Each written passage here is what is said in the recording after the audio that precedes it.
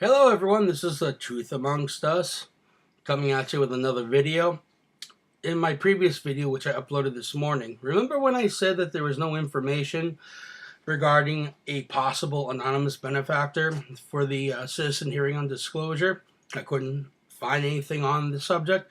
Well, apparently I was wrong. While I was sitting here having breakfast, I decided to do some additional digging. And I found an article on examiner.com, which you can see here.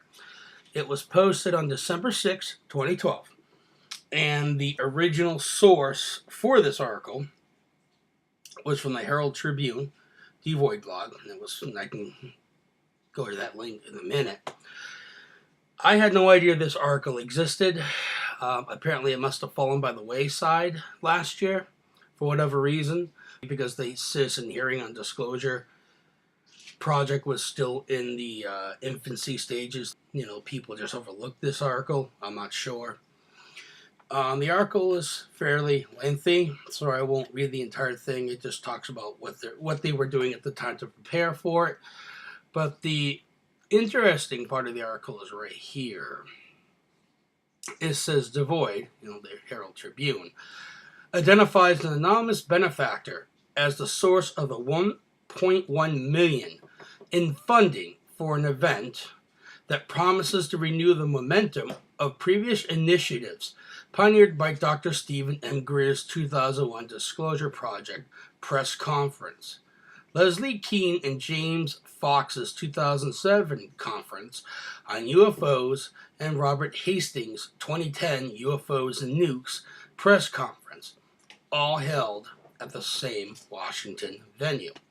So, as this article is implying, this anonymous benefactor sourced out $1.1 million so the citizen hearing on disclosure could come to fruition.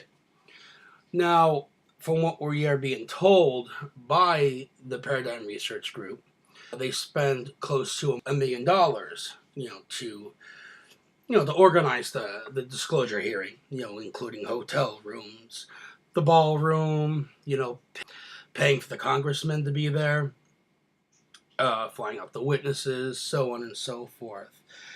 That still leaves quite a bit of money unaccounted for. I mean, from what's been reported, they spent about $600,000. I mean, that's well over, you'd say, about $400,000 plus additional unaccounted for. But that's neither here nor there. I mean, I would imagine that this anonymous benefactor probably wants his or her money refunded at some point.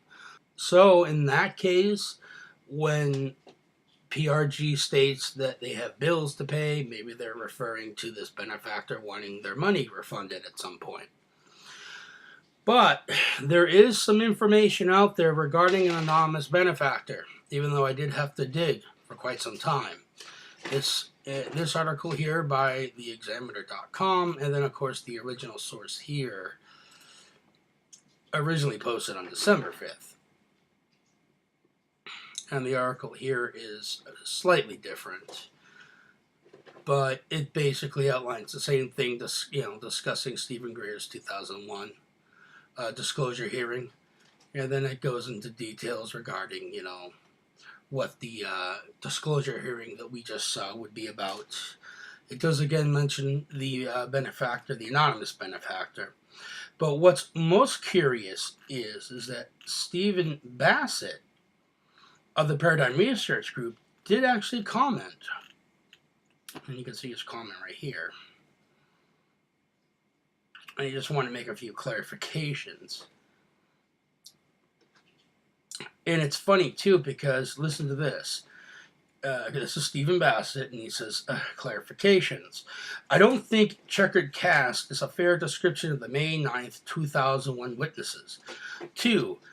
X-Conference 2010 lost $36,000. 3. The funding behind the Citizen Hearing Project, which is the hearing we all just watched, will be the funding behind that, the Citizen Hearing and Disclosure Project will be announced after the first of the year. Well, it was never announced. I mean, here we are sitting in May of 2013. We've already paid to watch it, and we're not being told anything. All we're being told is that that they've spent close to $1 million. There's been no further discussion on where they received their funding, and here's Stephen Bass from the Paradigm Research Group telling us right here in his third comment that he will disclose where the funding came from the first of the year, which would be 2013. Well, that's never happened. Instead, we're being told a completely different story. And then, of course, he goes on to say that he prefers truth embargo over cover-up. And 5, I did not say that truth embargo would be over in 60 days. Rather, it could be over within 90 to 60 days that summer. It certainly can't end soon enough. Billy's long-standing coverage of the ET issue is and always has been appreciated by PRG. Wish that there were more Billy Coxes working the beat, he said. Well, what I plan on doing is including both links to these sites in the video description, so that way people can read both articles if they wish, because they are quite lengthy. But I did find some evidence that an anonymous benefactor did outsource $1.1 million in funding to the event, to the citizen hearing disclosure. And there it is. And that pretty much wraps it up.